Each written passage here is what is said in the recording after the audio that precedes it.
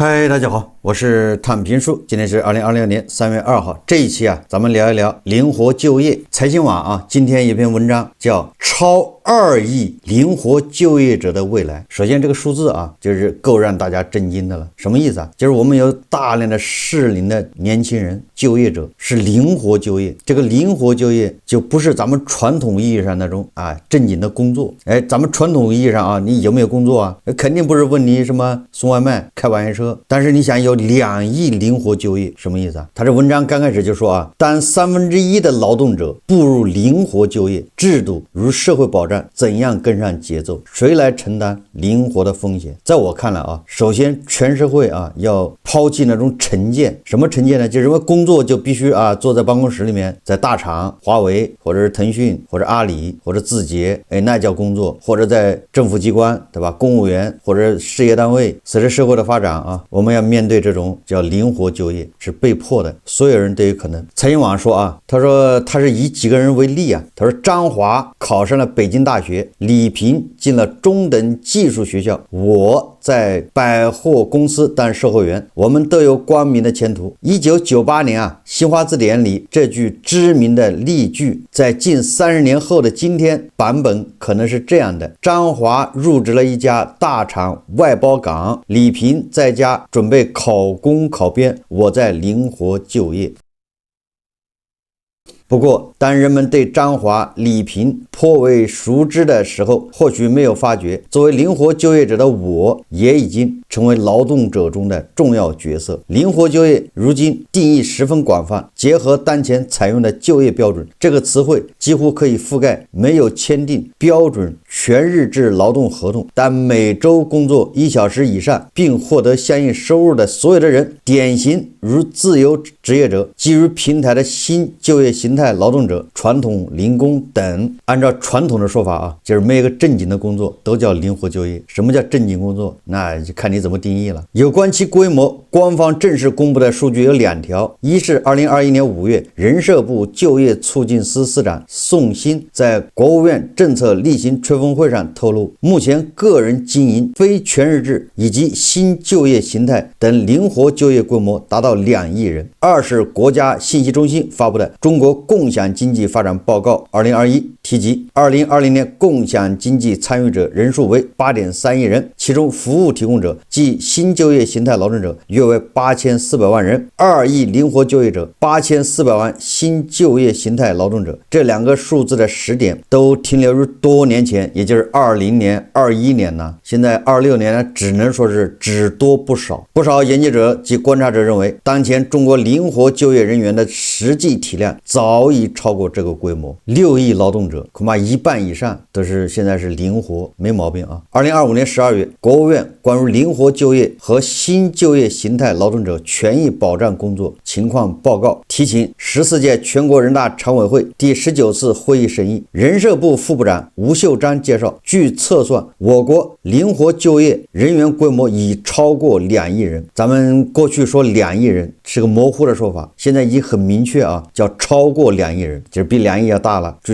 具體大多少不知道。靈活就業人員規模增長背後有多重驅動力。國務院發展研究中心公共管理与人力資源研究所李佐軍2025年4月卷文說由於技術進步、商業模式變革、企業優勝劣汰以及年輕一代就業觀念轉變，靈活就業正成為我國長期趨勢性就業形態。這一判斷基於多種形式的調研，包括2023年到2024年間開展了2次問卷調查，合計覆蓋22個省份，逾10000名靈活就業人員和6700家用工單位。這是什麼概念呢？以2億人計算，靈活就業群体在當前全國約7.4億總就業人口中占 27%， 也就是我們現在整個的就業群体是7.4億。你16歲以下不算，22岁以下上學的也不算，把这些都去掉，65岁以上退休的不算，實際上我們的就業群體就7.4億，你靈活就業占 27%， 但實際上不止對吧？你2億是不止的，那3億差不多。也就是說我估計咱們一小半人吧，是處於靈活就業狀態。但是如果你只算城鎮人口不算这個農民工，城鎮人口是4.7億就業業人口，那对吧？那这个占比就更大了，总量已然庞大，但许多灵活就業者仍被视为非主流，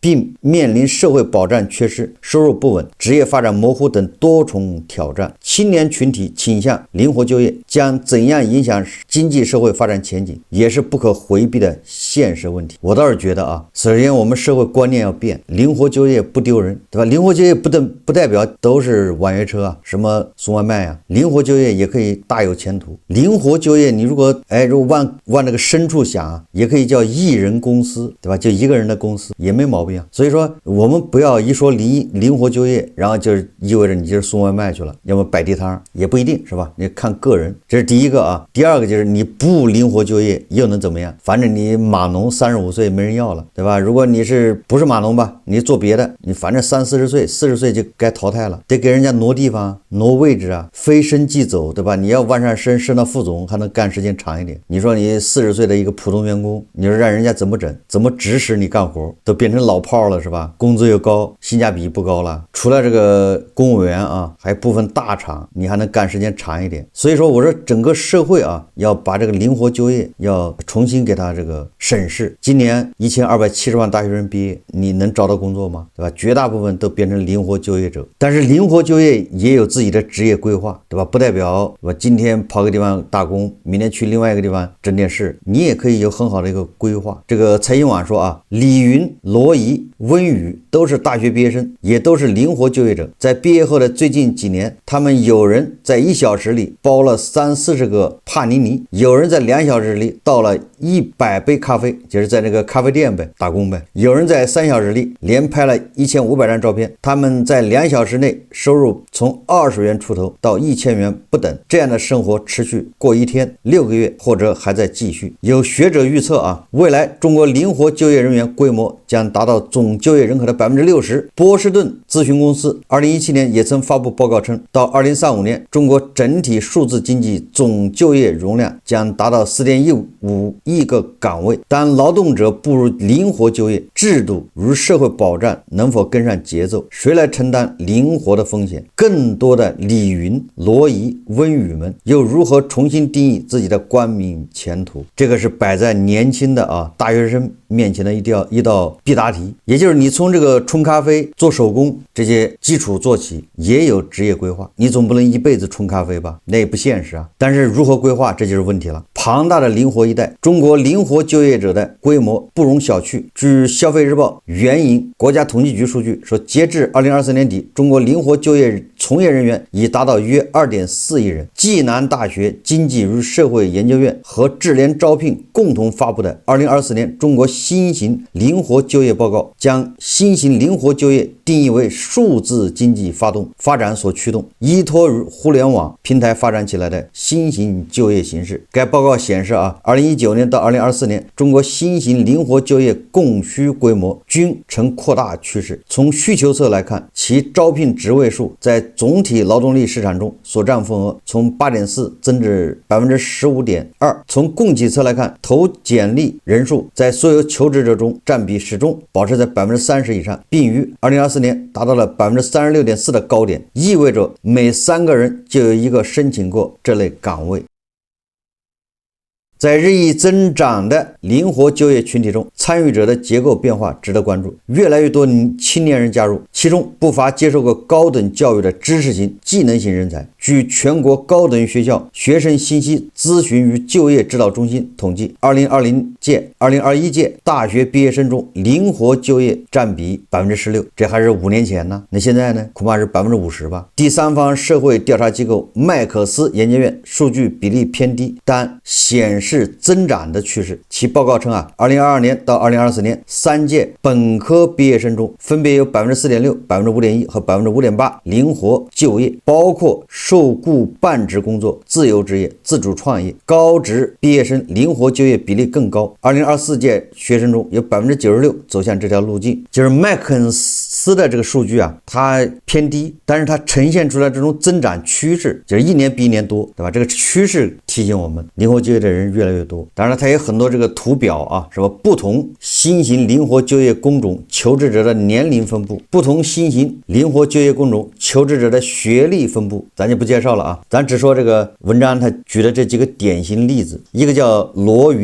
怡、李雲、溫宇是其中的典型案例。李雲畢業於2025年，離開校園快8個月的時間裡，他做過漫展展台助理、肯德基配餐、紅娘公司文案、兒童職業體檢中心的 NPC。最後一段做的最久，他裝扮成一名牙醫或空乘指導老師，度過了12月的每個周末，每天掙100元。什麼意思啊？就是兒童職業體驗中心的 NPC 好像就是那個就角色扮演一樣的，就那意思啊。你扮演一個牙醫，在那假裝給小孩看病，這個算他做的時間比較長的1個月。說最短一段是在肯德基，嚴格來說只做了1上午。李雲毫無經驗，同事示範了一次就讓他直接上手，他手忙腳亂的組裝4種帕尼尼，操作滾燙的油鍋爐炸薯條和雞塊，笨拙又緊張。如果通過3天無薪試工期，他能拿到的工錢是每小時10塊5毛錢。隨着工時增加還會上調，但李雲覺得適應不了，當天就選擇離開，帶走的只有右手大拇指被燙下的一道疤痕。李雲此前就讀於湖北一所本科院校的小學教育專業，同時輔修了漢語言文學雙學位。畢業前秋招面向同屆約120個師範類畢業生，只有2個本地教師崗位。登記畢業去向時，李雲直接填了未找到工作，沒做任何偽事，因為希望真誠實的面對自己和社會。他去過上海闖蕩，結果無功而返，回到3線城市的家鄉，剩餘機會也不多，這才考慮先以零工過渡。你看啊，實際上李雲這樣的是絕大部分牛馬和家裡沒有礦、家裡沒有資源的人的共同面对的困境都一樣。所以文章說啊，李雲是2025年全國約1222萬名高校畢業生中的一員，相較2024年這一規模新增43萬。不好意思啊，2026年是1270萬，又增加40多萬。國家統計局數據显示啊，2024年8月、2025年8月，不包含在校生的16到24岁勞動力失業率分別達到 18.8%、18.9% 的高峰，25到29歲勞動力失業率也達到了 6.9%、7.2%，高於同時期全國城鎮調查失業率水平 5.3%。宏觀經濟下行，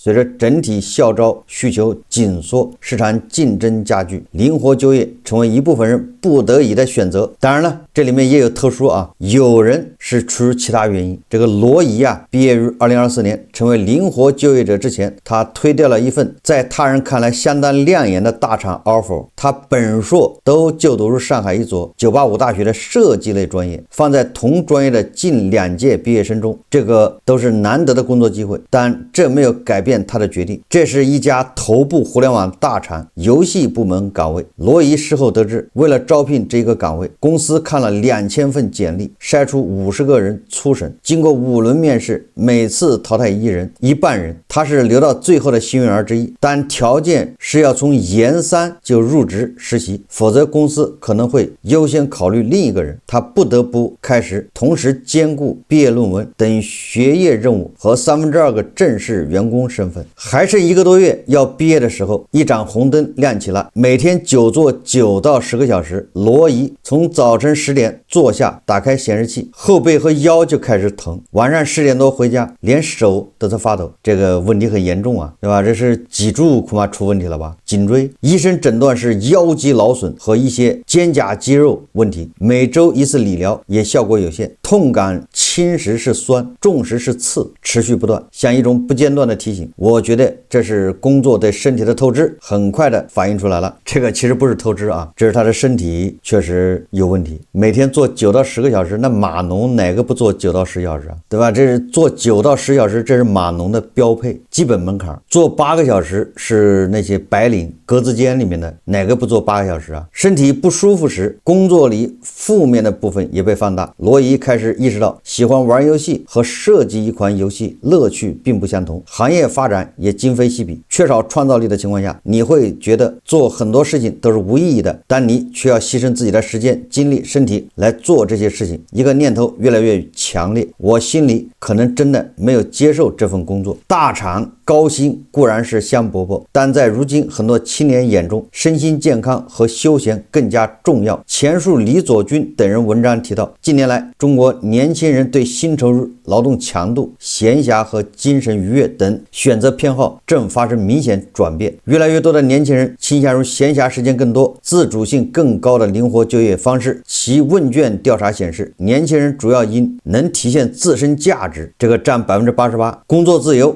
這個佔87%，而對工作感到滿意。除了逃離職場，另一些人主動選擇的動機更加明顯。溫瑜畢業於2023年，很早就是靈活就業的一員。大學第1個學期後，他就沒問家裡要過生活費，最初是靠做一些線上兼職，比如淘寶客服，幫小學生出語文試卷。2020年初，因為專業課需要，買了一台7000塊錢的專業相機，他花半年時間靠接單拍照把錢掙了回來，這也成了他個人攝影師生涯的起點。在真正開始全職攝影之前，溫瑜也嘗試過其他可能性。他曾在一家廣告公司做客戶執行，但並不喜歡。這個崗位像一條溝通的橋樑，將甲方需求傳達給公司內部同事，但對產出結果影響不大，主觀能動性小。每天定時定點上班生活也讓他難受，在公司做一天不說話，敲敲鍵盤，感覺生活沒有奔頭。但攝影師則截然不同，溫瑜可以自己完全把控拍攝的時間質量，每次2到3小時，他要連拍近1500張底片，再篩選出有效的300-400張。雖然體力辛苦，但也覺得比上班舒服，能收穫更高的情緒價值和社會認同感。客人們會感謝他記錄了人生大事，還有回頭客每逢重要時刻找他拍，最多找過6次，見證被拍攝者的幸福，他也很開心。但是很遺憾啊，他這個工作我覺得很快就要被人工智能取代。當然了，你說高級的攝影師啊，這種恐怕是人工智能比較難，但是普通的攝影師完全可以用人工智能取代，P圖修图，对吧？效果是一樣，而且啊，人工智能照样可以对焦，可以選角度，可以照出更美的是吧照片。我說的是一般的啊，攝影師肯定會被取代，但是你說高級的，你說你有靈感，對吧？你有這個藝術氣息，這種就不太好說啊。但是也有幾個人能達到這個水平呢？在這家廣告公司結束3個月的試用期後，溫瑜提出離職，重新拿起相機。之前一直沒有嘗試過上班，總想着還有一條路會更好，但現在已經明確了這不是條更好的路，就堅定了要做自由職業的決心。他說啊，實際上啊，無論被動或者主動，青年群體走向靈活就業，尚有選擇、探索、試錯的空間。家庭支撐往往成為退路。這個說的太對了啊，就是有的小孩啊，家庭條件還可以，你說他雖然沒有礦，但是也不愁吃不愁穿，他回家他不會因為他沒有工作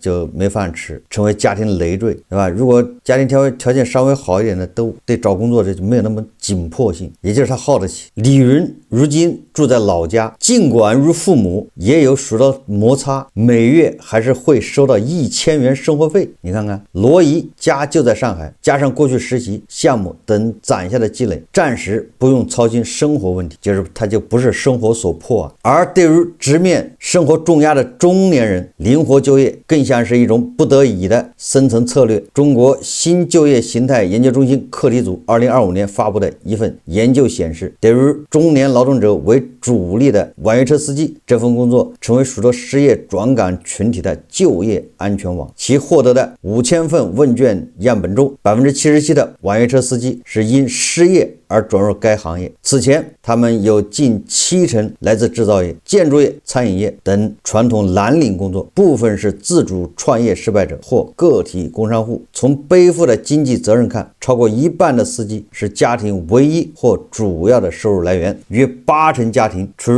財務壓力偏重的狀態。中國靈活用工發展報告2022年也總結2類人群構成靈活用工人員的主力，一類是30歲以下的未婚年輕人，他們生計壓力相对較小，多因為積累工作經驗、尋求發展跳板等原因從事靈活用工，也不缺乏職業規劃或偏好彈性工作模式。另一類是30歲以上的中年男性，已婚勞動者，需要承擔養家糊口的責任，不得不從事靈活用工以獲得更高的到手收入，就是家庭所迫吧，有软肋。总体而言，灵活就業正顯示年輕化、高學歷化的趨勢。根據前述2024中國新型靈活就業報告，生活服務類和网约車類崗位等技能型工種半數及以上的求職者年齡30歲以上，而知識服務類、媒體類、直播類以及網絡電商類技能型工种70%以上求職者年齡沒超過30歲。這些求職者在學歷水平上也偏高，有56%為本科及以上，超過傳統就業職位求職者。傳統的這個就業職位求職者只有49%是本科以上。蔡英文說單打獨鬥如朝不保夕。儘管靈活就業者提供了某種程度的自主性，但獨立面對市場的過程往往伴隨着收入不穩、保障缺失與心理迷茫。對許多人來說這是一條獨行之路，也就是沒有保障。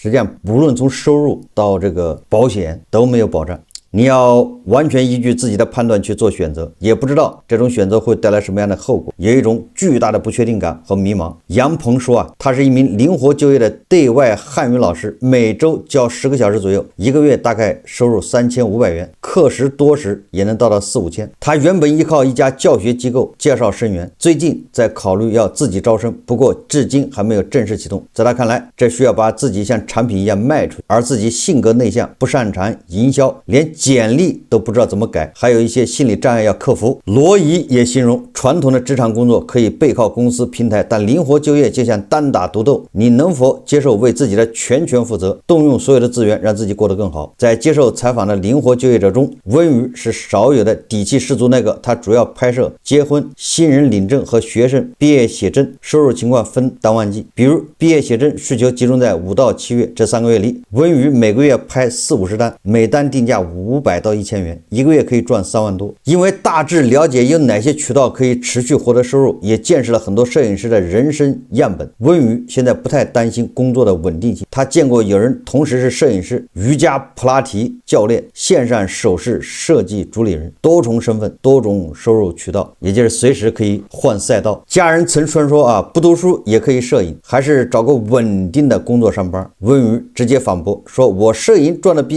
的錢比上班還多，為什麼不可以？這就是觀念問題家裡人老觀念，總覺得你沒個正當工作，攝影是個不正經的工作。他自己現在還嘗試開培訓課，把積累的攝影知識和經驗賣給別人。但他也坦言自由職業本身是個非常難的一個事情。以獨立攝影為例，最困難的是找對方向並堅持，尤其是找到能持續營收的赛道。很多攝影師只是拍自己想拍的，没有思考作為一個職業要怎樣長期發展。作為職業長期發展是會被取代的人工智能取代。如果作為攝影師拍自己想拍的，恐怕生命更長一點。流行趨勢往往1年半載就換，真正的風口很短暫。他舉例他說新人領證品類從2021年到2022年興起，1年左右就成為普遍剛需，攝影師供給迅速飽和。他自認進場已經略晚，現在還想入行就更難，除非真的天賦異稟，拍得很好，否則就是低價卷。行業也具有不確定性。都說2025年攝影市場難做，因為大家的預算普遍都減少了，甚至能不找就不找，有时接不到单，很多同行都降低價格接单。中国新就業形態研究中心主任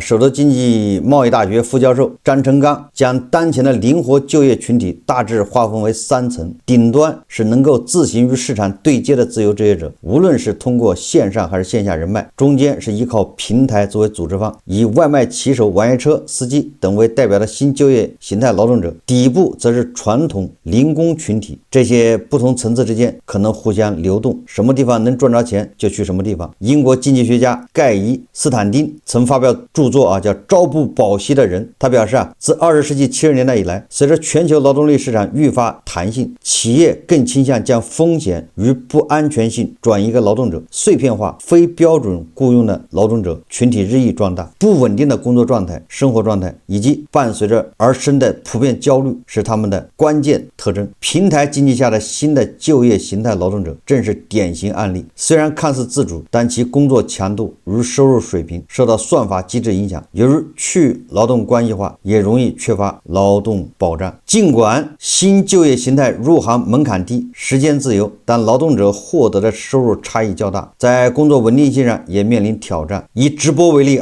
直播行業頭部與尾部差距悬殊，0.25%的头部主播通過平台算法、流量倾斜和品牌議價權賺取行業90%以上的收益，而93%的主播月入不足3000元，31%甚至低於1000元。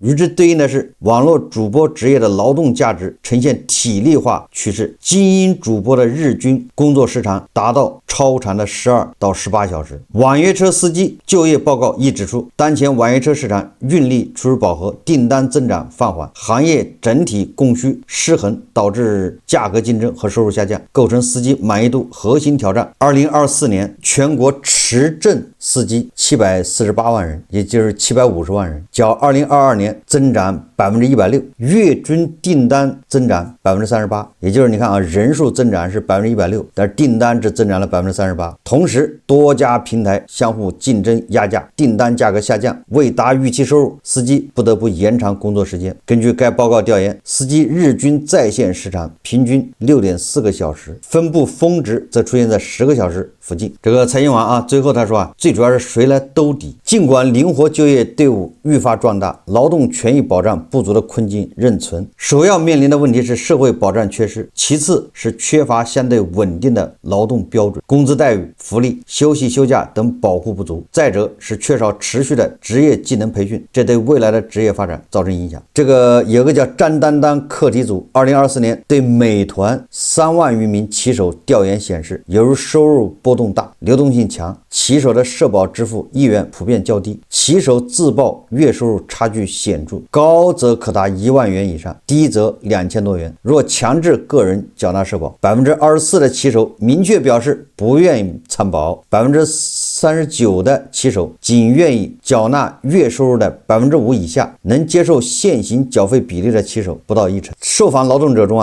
因身體狀況常要就醫，羅姨按照靈活就業人員身份在上海繳納了職工社保，詹明離職前就早有準備，註冊了個體工商戶，也可以在北京繼續參保。由於擔心影響應屆生身份，李雲沒有交社保，溫瑜則通過一位朋友的公司掛靠代繳了職工社保。不過他說自己不太焦慮以後養老的事，我覺得年輕的時候夠努力，賺了夠多的錢，為什麼擔心老了沒有？對於年輕的群體當供需两侧的結構性矛盾未改變，就業市場還將度過相當長的一段艱難時期。有擔憂的聲音認為，大量受過高等教育的年輕人從事靈活就業的非主流工作是對人力資本的浪費。張成剛對此表示，首先要明確，如今靈活就業並非都是低質量的就業形態。另外，我們希望所有年輕人都有穩定的職業發展生涯，有上升通道，但問題是現在的市場能提供的就是這樣的崗位，你只能接受和適應它。實際上這也是社會發展的必然一個時代也有一個時代的這個就業形態。在過去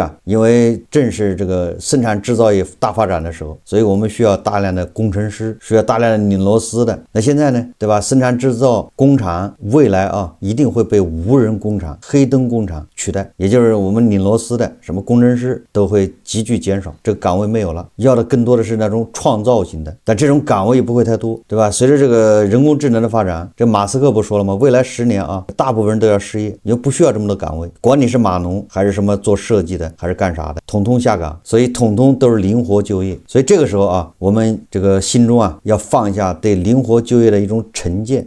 靈活就業不等於送外賣、開網約車，對吧？當然那個送外賣和開網約車是靈活就業的重要一部分，很多人都是幹這個，但是你也可以不幹這個。未來這個社會逼着你只能是靈活就業。這個社會發展的允許一部分人呢可以不上班，或者是不着急上班，上班得到的時候壓力沒那麼大。這個我一個朋友他搞個企業，然後他經常招人嘛，他就跟我說他招人的時候有個特別明顯的現象，就是年齡越小的他找工作越不着急，而且呢也不會找。相反的，30多岁以上的，不管是男的女的啊，那找工作的急迫性啊，那种迫切，他通过那个简历，通过这个网上沟通都能感受到。但是年紀越小的越不着急，他連找工作怎麼找好多都不知道。所以這個反映是什麼呢？反正就是說你到了中年，壓力大了，迫切的需要工作，需要對吧？改善自己的經濟狀況。而那個年紀小一點的根本就不在乎，他也不知道，對吧？實在不行，他爸媽一個月給他2000，哎，他怎麼就活不好呢？對吧？挺好的。所以你別看今年啊，1270萬大學生畢業，這1270萬大學生裡面，說真正說急着找工作，說找不到工作就沒飯吃，怎麼着的人不多。他們也是邊找邊玩，找不到合適的就不幹了，找到合適的就去試看一看，就這麼個心態。因為他還沒到30多歲，對吧？一開門就是柴米油鹽醬醋茶，都得靠自己扛。上有老下有小，就是沒有到社會叫生活所迫。所以說越到中年啊，他那找工作的急迫性就越強，軟肋啊。最後我想說的是什麼呢？就這個社會的發展導致我們過去的傳統的觀念啊，全部要對吧重新解構。幾十年以前我們理想中的工作是在那兒一去就幹一輩子到老，然後退休對吧？都在一個地方一個單位一個部門，現在早就不可能了，這種工作少之又少。總之啊，這個就業一定是2026年、27年、28年就是越來越難的一件事情。這個就業一定是會成為未來啊困擾大家這個一個最主要的問題。不管你是現在有工作還是沒有工作都難，有工作你很難保住，競爭加劇，內捲加劇，沒有工作的你很難找到，一旦失業了對吧，那你找工作就更難了，有的自降身價也找不到工作對吧？這就是這個社會發展趨勢。經濟低迷，本來工作崗位就在流失，大量的外企在搬走，大量的咱們的供應鏈都搬到國外去對吧？崗位在流失，然後又疊加人工智能衝擊，是不是工作就越來越難找？好的工作更少，就是符合大家啊上到大學以後想象中的那種白領工作是越來越少，這個恐怕是個大趨勢，不以人的意志為轉移，你也很難改變。所以我們能做的只能是適應，沒有辦法啊，把自己整成六邊形戰士，擱到哪兒都能扛一陣子，這叫被迫。所以這個咱們話也說回了啊，我覺得年輕的大學生啊，應該從學校就要逼自己一把，你不要等到30多歲的時候再逼自己，那個時候你已經沒有什麼身價了，那個時候再逼自己那叫慘。你還不如現在逼自己一把，早點適應。財經網的這個報道給我的感覺就是啊，首先第一個，靈活就業的人是越來越多，不是越來越少。我覺得26年、27年會恐怕成倍增長。第二個，靈活就業的壓力也越來越大，對吧？就是勞動保障啊、工作時長啊、競爭啊、朝不保夕啊，更加焦慮。第三個就是靈活就業也是就業，不要瞧不起。你到26年、27年、28年，你恐怕連靈活就業都救不了了，因為網約車飽和，對吧？外賣騎手也飽和，那才叫慘。擺地攤，那全是擺地攤的，誰賣給誰呀？搞攝影沒人買單，對吧？大家勒緊褲腰帶不消費，對吧？當靈活就業的解決不了的時候，那才叫慘。但是這一天會到來啊，要做好心理準備。好，這期節目我們就聊到這裡，感謝大家收看。如果喜歡我的節目，歡迎訂閱轉發，也可以在下方留言評論，謝謝大家。